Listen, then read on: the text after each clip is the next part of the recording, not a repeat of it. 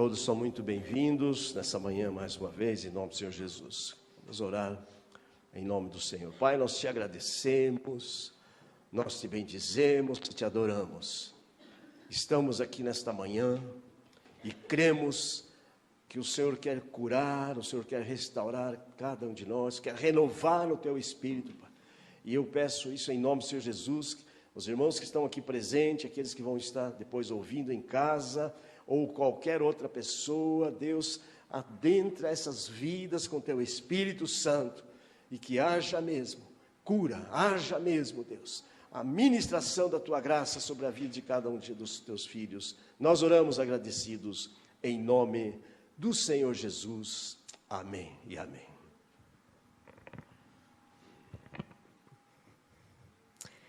Bom dia a todos, paz do Senhor, amém. Eu vou contar para vocês uma história que eu achei muito interessante. Um escultor, ele recebeu um enorme bloco de granito, do tamanho de uma pessoa, e ele começou a trabalhar nele. E de posse do cinzel e do martelo, ele começou a tirar ou a retirar a matéria em excesso. Porque nenhum escultor começa a esculpir nariz, boca, olhos, sem antes retirar partes do bloco de granito que estão na frente. E assim ele continuou esculpindo. No final de tarde, um menino entrou em seu estúdio, observou os pedaços de pedra no chão e vendo, ou no caso, não vendo nenhuma forma interessante, ele saiu. No outro dia, o escultor continuava trabalhando a pedra, quando novamente o menino entrou, observou e foi embora. Isso aconteceu mais algumas vezes, até que o menino se desinteressou e não veio mais. Meses depois, quando o escultor estava terminando de criar um anjo de pedra, que era o que ele tinha como propósito, o menino entrou. E, deslumbrado, ele gritou: como é que você sabia que ele estava aí dentro? E a gente, com essa história, vê que ensinamento. Porque você só transforma uma pedra num anjo, que no caso era o que seria a escultura pronta ali, se dois fatores estiverem presentes o tempo todo: visão e trabalho. Visão, porque a visão que o escultor tem dentro de si o faz bater na pedra do jeito certo. Isto é, tirando somente o necessário para que as formas do anjo surjam pouco a pouco. Então, não é instantâneo. É um processo cansativo e, muitas vezes, doloroso. Porque os pedaços de pedra, eles podem machucar ao caírem no chão. No entanto, sem a visão, o escultor ele pode bater incansavelmente na pedra e, depois de muitos meses, ele só terá um monte de pedra brita. Porque nenhuma obra de arte surge do trabalho se não houver dentro do artista a visão, isto é, a imagem do objetivo final. E o outro fator é o trabalho. Porque não adianta imaginar o anjo e ficar olhando para o bloco de granito e não fazer nada. É preciso trabalhar, bater na pedra, desgastar, lixar, polir, até que as formas estejam de acordo com a visão que o escultor tenha do produto final. Então, visão e trabalho precisam estar juntos. E quando eu estava pensando nessa história, eu pensei que os bons resultados do trabalho são consequências do nível de excelência com que nós o realizamos. E o modo como nós fazemos as coisas diz muito a respeito de quem nós somos.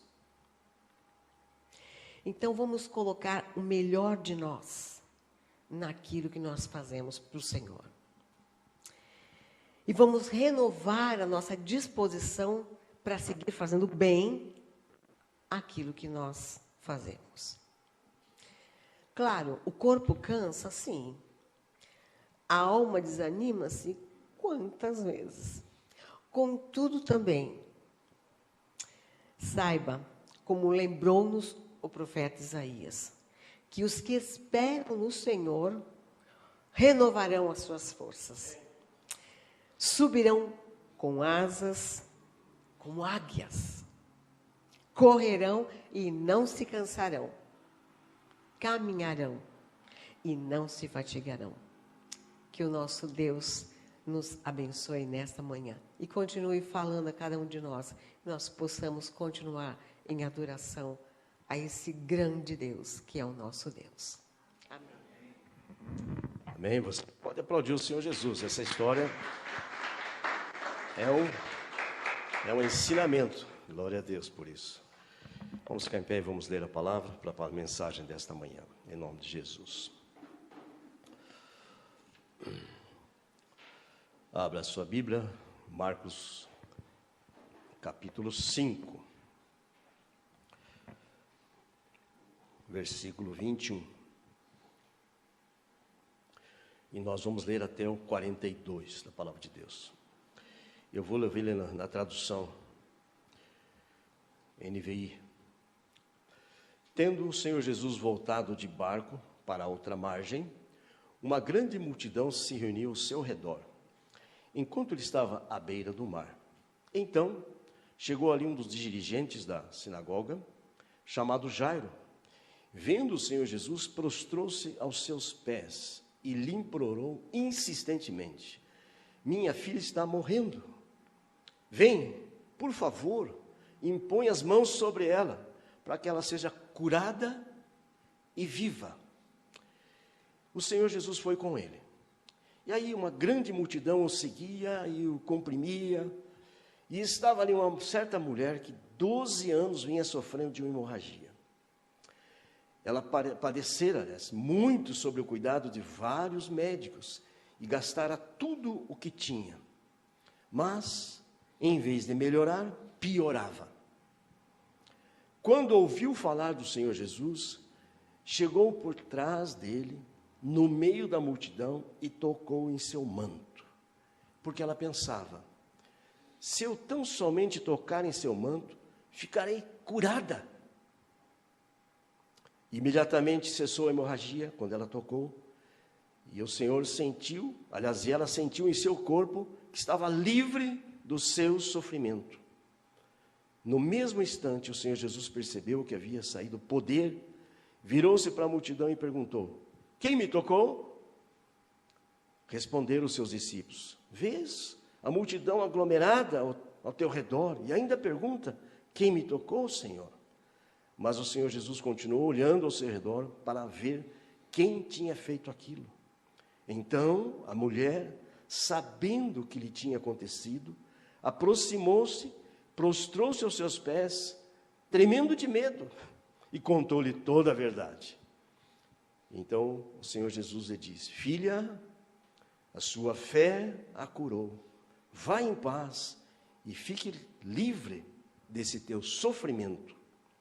Enquanto o Senhor Jesus estava falando, chegaram algumas pessoas da casa de Jairo, o dirigente lá da sinagoga, e disseram assim: a sua filha morreu, não precisa mais incomodar o mestre. Não fazendo caso do que eles estiveram dizendo, o Senhor Jesus disse ao dirigente: não tenha medo, tão somente creia. E não deixou ninguém segui-lo, senão Pedro, Tiago e João, irmão de Tiago. Quando chegaram à casa do dirigente lá da sinagoga, o Senhor Jesus viu o alvoroço, e com gente chorando e se lamentando em alta voz. Então entrou e lhe disse: por que está esse alvoroço? Por que esse lamento? A criança não está morta, mas dorme. E todos começaram a rir do Senhor Jesus. Ele, porém, ordenou que eles saíssem, tomou consigo o pai, a mãe da criança e os discípulos que estavam com ele, entrou aonde se encontrava a criança, tomou-a pela mão e disse: Talita cumi, que significa: menina, eu te ordeno, levante-se. Imediatamente a menina levantou-se. Ela tinha 12 anos e levantou-se, começou a andar, e todos glorificavam a Deus. Amém? Você pode sentar-se em nome do Senhor Jesus. Nosso tema de hoje, desta manhã, é a cura. A cura. Vamos olhar então para essa passagem, que são dois fatos, duas histórias. A primeira, quando Jairo vem ao encontro do Senhor Jesus, a sua filha está à morte, e Jairo vai dizer: Senhor, misericórdia, venha à minha casa, rogo-te que o Senhor imponha as mãos sobre a minha filha para que ela seja curada e viva. Então essa é uma história, e vocês já perceberam que o Senhor Jesus manifestou. Mas eu quero destacar nessa manhã essa mulher com esse sofrimento de hemorragia por 12 anos. E duas coisas dá para perceber aqui: a mulher com 12 anos de sofrimento e a menina 12 anos de vida. Mas focando nessa mulher, isso vem falando comigo durante esse tempo, uns 15 dias pelo menos, de como nós vivemos um tempo em que as pessoas precisam de cura, seja ela física, seja emocional, seja espiritual, mas é uma necessidade comum no ser humano. Todos nós precisamos de cura. Você pode estar aqui sentado, e glória a Deus por isso. Se você está aqui nessa manhã, é porque você está vivo em primeiro lugar, glória a Jesus, amém? A segunda situação, provavelmente você passou pela Covid, então você pode glorificar a Deus, não é verdade? Todos nós que estamos aqui, Deus nos deu mais uma oportunidade de vida, estamos aqui, passado toda essa situação que ainda não acabou, mas estamos aqui nessa manhã. Então o sofrimento permeia a humanidade toda. E essa mulher, vocês percebem, se uma pessoa que procurou médicos, todos os meios que ela tinha, todas as condições, e nada dava certo, nada acontecia. Eu fiquei analisando essa mulher, pensando no sofrimento dela, e o sangue é vida. Então, durante esse tempo que ela está lutando consigo mesmo, a vida está indo embora. Certamente, ela foi perdendo forças, perdendo, quem sabe, a percepção das coisas lindas que Deus criou. Porque quando a pessoa está sofrendo, o que mais prende o pensamento e as forças é a dor, o sofrimento. E essa mulher, que eu queria que você entrasse nela também, pensando sobre isso. O que esse sofrimento poderia ter trazendo? Provavelmente ela estaria muito fragilizada, muito sem forças, até físicas. Mas a palavra diz que ouvindo falar do Senhor Jesus, e eu sei, meus irmãos, nós estamos aqui, você cada quarta-feira, ou dias de células, no culto de oração, no culto domingo, você está ouvindo a palavra. Mas eu quero que você perceba, ela ouvindo, falar que era do Senhor Jesus. Certamente ela poderia ter já informações, porque conhecendo a passagem da palavra de Deus, Isaías 61, quando o Senhor Jesus, então, pelo Espírito, que Ele veio para trazer libertação àquelas pessoas presas às garras do inimigo, pessoas em sofrimento, pessoas sem esperanças, pessoas que estão vivendo com tantas batalhas na sua vida, o Senhor Jesus veio. Certamente essa mulher conhecia alguma coisa, porque ela ouvindo falar do Senhor Jesus, eu peço que você pense comigo agora. Quando você ouve a palavra, o nome, Senhor Jesus, o que significa para você? Para mim significa que um dia eu fui liberto. Para mim significa que um dia eu fui curado. Para mim significa que um dia eu fui perdoado. Para mim significa que esse nome do Senhor Jesus me resgatou, me trouxe uma nova vida, uma nova esperança, um novo ânimo para continuar. Porque antes disso, os meus pensamentos eram pensamentos de morte. Então, quando você pensa em Senhor Jesus, pense nessa pessoa de Deus, no seu Filho Jesus Cristo, essa pessoa maravilhosa, essa pessoa que nos ama de tal maneira que se entregou ali na cruz do Calvário, levando sobre si os seus pecados. Então não é só ouvir do Senhor Jesus, é ter esse pensamento que a sua alma veja isso, quanto que você e quanto que nós somos abençoados por causa da pessoa maravilhosa do Senhor Jesus. Se você concorda comigo, pode aplaudir o Senhor Jesus, Ele é digno. Louvado seja o nome do Senhor. Eu não sei o que ela pensou, mas a Bíblia diz que ela, ouvindo do Senhor Jesus, e aí eu quero fazer algumas aplicações. Quando você ouve falar do Senhor Jesus, quando você ouve a palavra de Deus, nunca perca a oportunidade de ser abençoado. Amém? Então, nessa manhã, nós estamos aqui em culto, e o Espírito de Deus está aqui conosco, está ministrando a minha vida, nos dando essa percepção, como a pastora falou. Uma coisa é você ter uma visão, e se você tem uma visão do Senhor Jesus distorcida, uma visão somente religiosa, uma visão somente de alguém que morreu na cruz, mas que você não tem uma visão que esse amor é o amor da vida, o amor da esperança, o amor que transforma, o amor que nos dá uma condição de crermos que um dia estaremos com o Senhor Jesus para sempre. Essa deve ser a sua visão do Senhor Jesus. Muitas pessoas ouvem falar do Senhor Jesus, muitas pessoas até acreditam, mas não têm uma percepção espiritual de que o Senhor Jesus é o Rei dos Reis, Senhor dos Senhores, e que um dia voltará. Louvado seja o Senhor Jesus. E então ela, ouvindo o Senhor Jesus, ela vê uma oportunidade. Nessa manhã, eu e você temos uma oportunidade.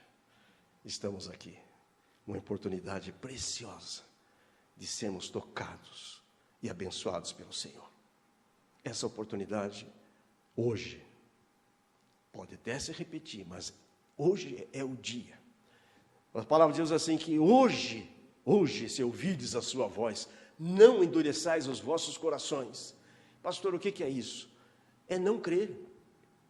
A incredulidade, meus irmãos, cega a pessoa, deixa ela sem sentimento, parece que a pessoa não consegue entender que é uma oportunidade que todos temos.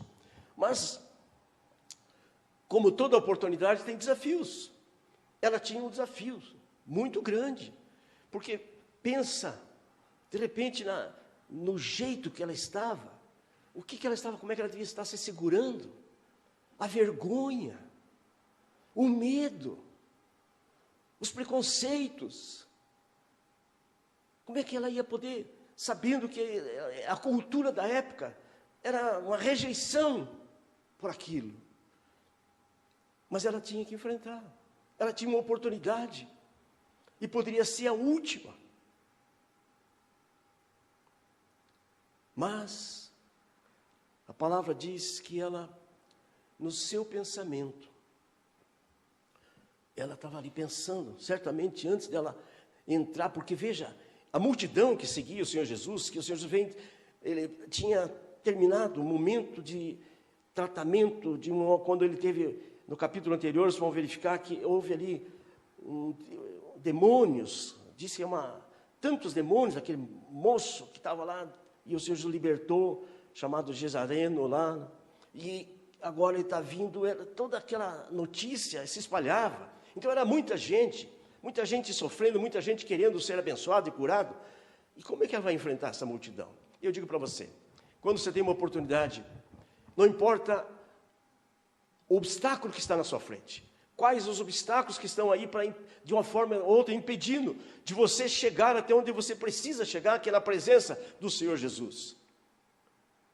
Que nessa manhã, aquilo que está aí no seu coração, na sua vida, na sua família, nos seus propósitos, seja de vida, seja de trabalho, você certamente percebe, tem tantas coisas para superar, tantas coisas para vencer, e nem sempre nós estamos totalmente preparados. Aliás, nem sempre, dependemos muito do Senhor mesmo, totalmente. Essa mulher viu aquilo, viu uma oportunidade, e ela vai ter uma iniciativa.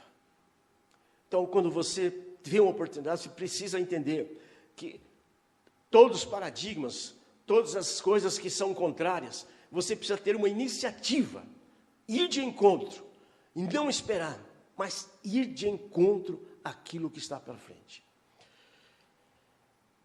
Eu já contei uma história aqui para vocês, vou repetir. Quando eu estava trabalhando, então, com um menino ainda, jovem lá, 18 anos, e eu trabalhava de office boy numa empresa,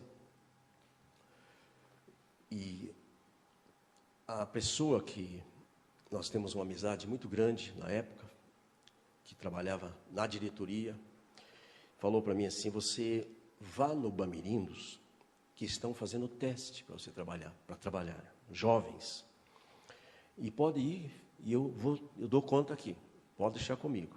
E eu fui. E aquele ano eu estava, eu estudei muito mais tarde, comecei meus estudos aí aos 15 anos, mas eu estava então no quarto ano, no tempo a gente chamava de ginásio, na verdade colegial na época. E eu já tinha, pelas notas que eu tinha, era mês de junho, eu já tinha passado, porque tirei notas boas em todas as matérias, então eu já tinha passado por notas. E quando eu fui fazer o teste, a moça falou: bom, você tem já a formação? Eu falei: olha, eu tenho notas. Ela falou: não, então você não pode fazer o teste. Eu falei: moça, eu já passei, eu só dependo agora de chegar até o final do ano, mas eu já passei. Ela falou: mas você não pode fazer. Mas moça, e eu tinha recém-convertido. Então, o Espírito Santo e a fé que eu estava experimentando no Senhor Jesus me dava condições de enfrentar aquela situação.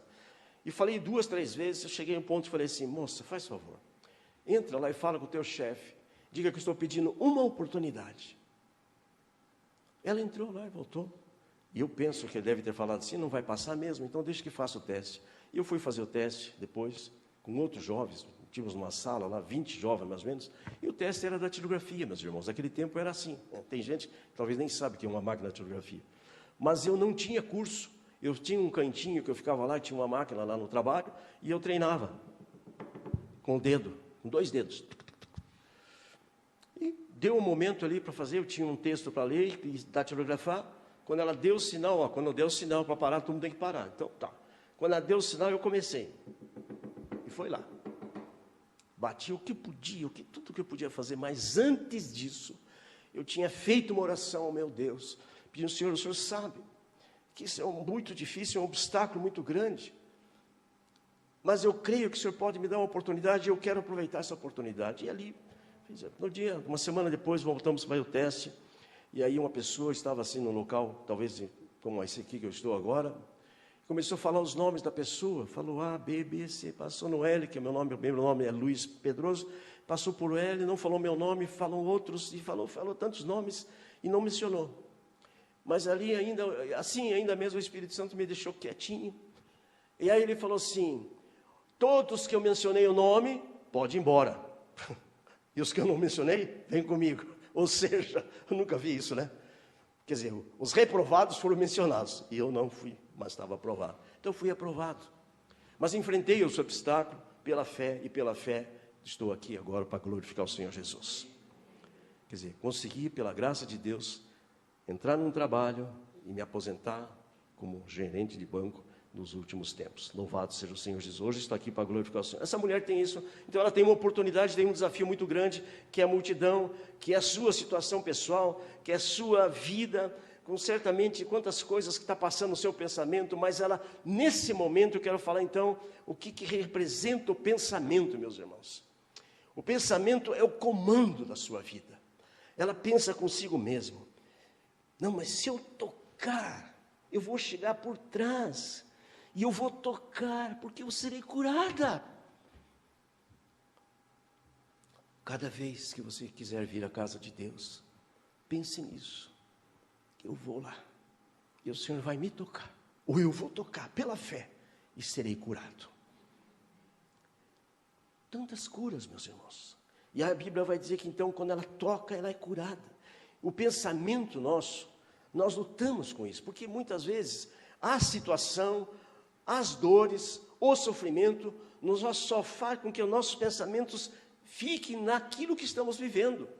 Então, é preciso graça mesmo, é só mesmo pela ação do Espírito Santo de Deus, pela ação da Palavra de Deus, por isso a importância da Palavra estar totalmente na sua vida, nas nossas vidas, nossa mente, nosso coração, porque o que vai nos dar, impulsionar, ir de encontro, é quando nós temos pela palavra. Não, mas a palavra de Deus diz que para Deus não há nada impossível, para Deus nada é impossível, e agindo o Senhor, quem impedirá? E eu vou fazer isso agora em nome do Senhor Jesus. Amém? É isso que nos motiva a avançar. Então, nessa manhã, eu quero que você pense primeiro. Primeiro, nós estamos oportunidade. Cada dia é uma oportunidade da vida. E a oportunidade da vida, meus irmãos, eu ministrei essa semana sobre isso.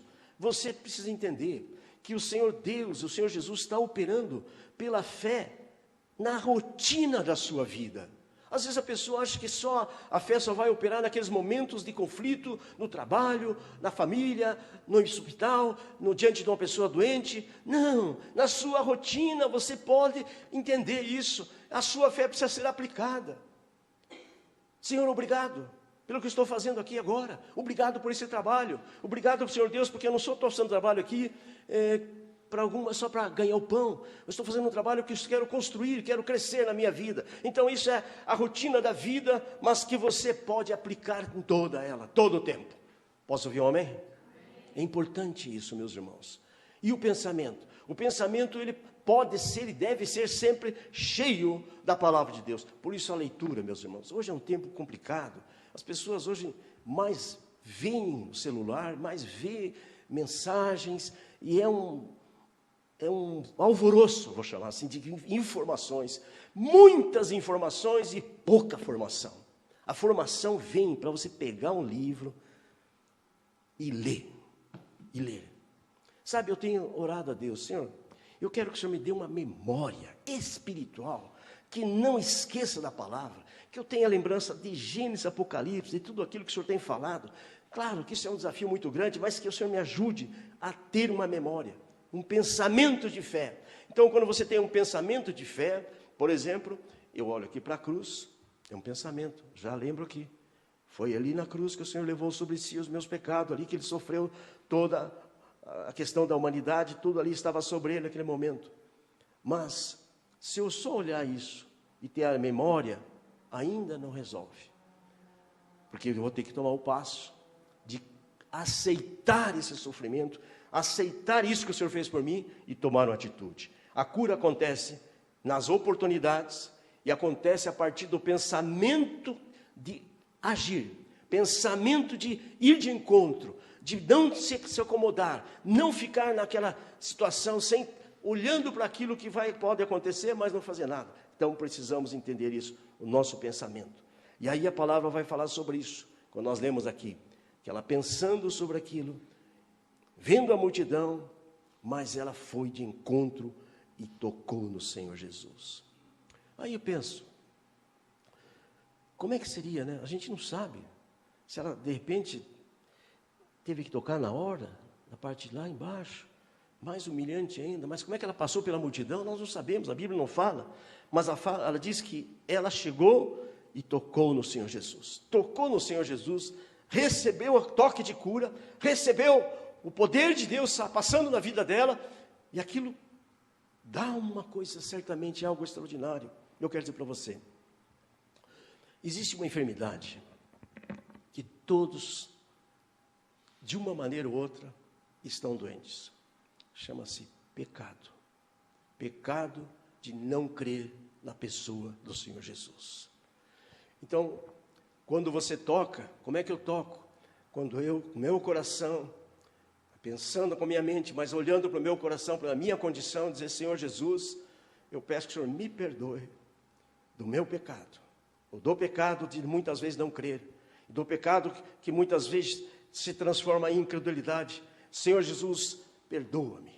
E quando você pede perdão, aí acontece o milagre da cura e do perdão dos pecados. Pensamentos. O que se passa no seu pensamento? Quais são os seus pensamentos em relação ao Senhor Jesus? É isso que eu quero deixar para vocês nessa manhã. A oportunidade, os pensamentos, mas tem uma outra situação aqui. O Senhor Jesus, conhecendo que saiu poder, faz uma pergunta: quem me tocou? E os discípulos, naturalmente, vão dizer, Senhor, todo mundo te toca, todo mundo está tocando. Não, vê quanta gente aqui está empurrando, querendo tocar no Senhor. Não, que algo diferente acontece. Então eu digo para você, você pode tomar no meio de uma multidão, mas quando você está na multidão, quando você está lá na multidão, no meio da sua vida, do dia a dia, lembre-se que a sua fé é o que toca o coração de Deus.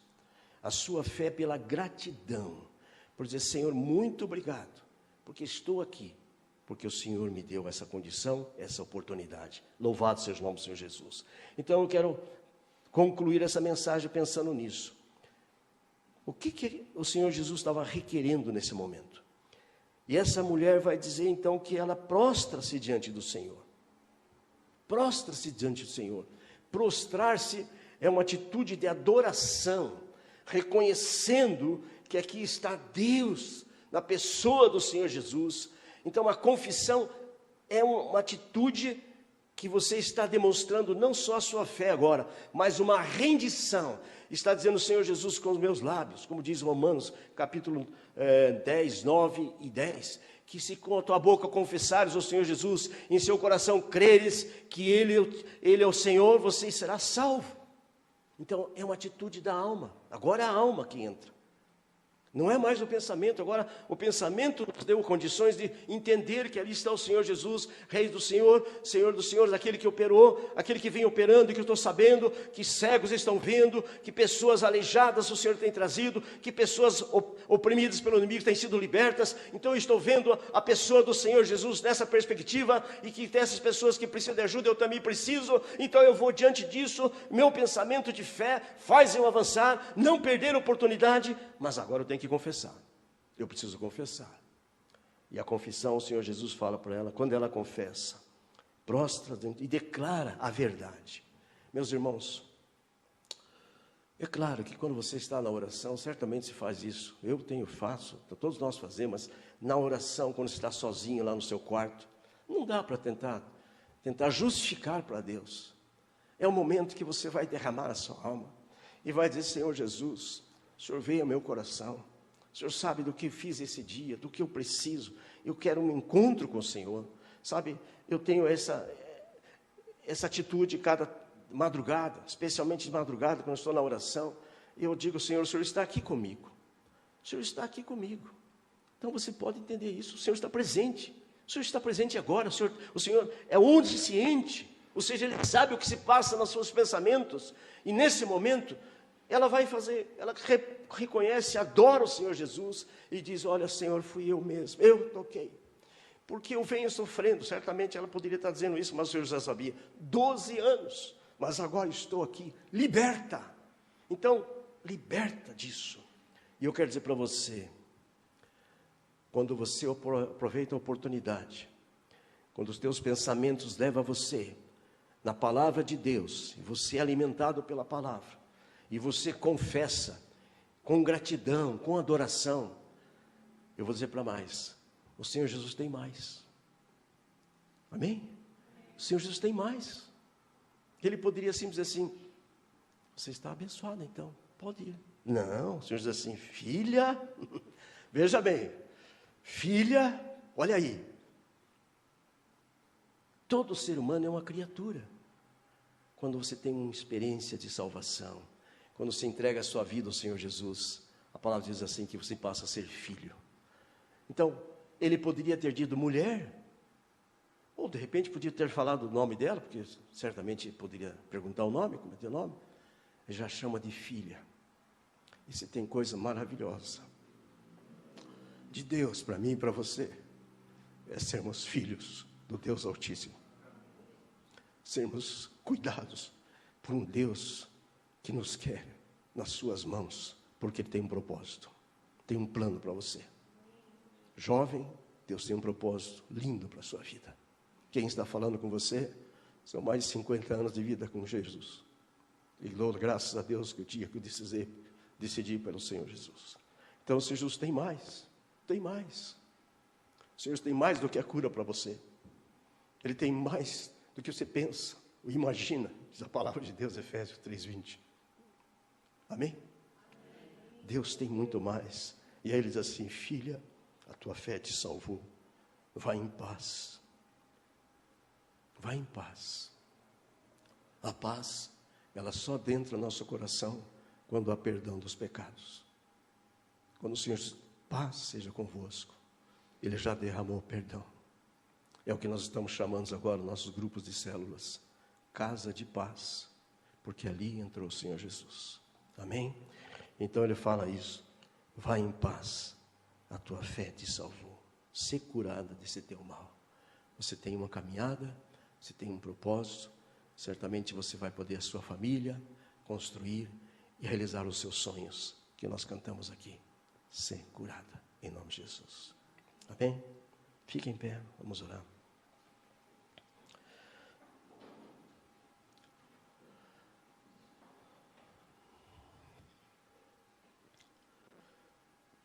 Graças te damos, Senhor. Graças te damos nesse momento de cura. Louvado seja o nome do Senhor. E você que está pela internet, está numa cama, está no hospital, está em desespero, o Senhor Jesus te ama. E Ele quer tocar a sua vida.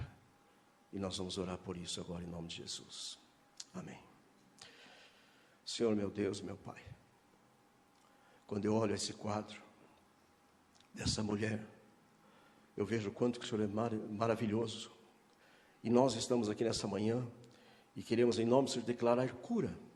Seja ela emocional, pode ter marcas aqui na vida de alguém, trazendo por anos.